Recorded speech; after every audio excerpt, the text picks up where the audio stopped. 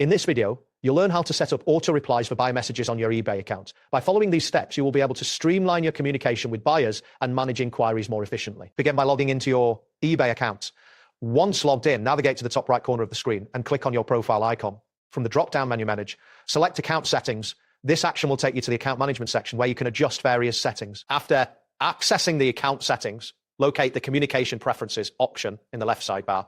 Click on this option to enter the messaging settings. Here, you will find various options related to how you communicate with buyers. Look for the section labeled Automated Response Options. This is where you can manage your auto reply settings. Next, review the available templates provided by eBay. These templates can serve as a foundation for your responses. You will also see options to select message triggers, which determine when an auto reply is sent.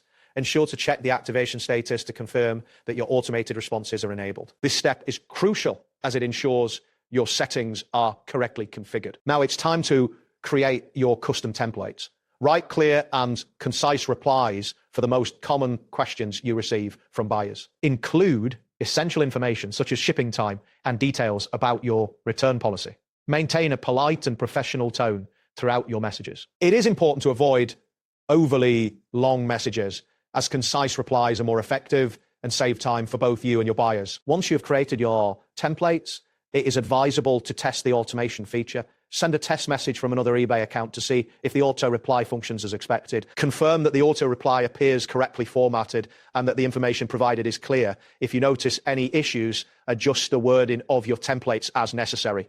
Regularly monitor your replies to ensure everything is working smoothly, as consistent testing helps maintain reliability in your communication. That wraps up today's guide. Thanks for watching and catch you in the next tutorial.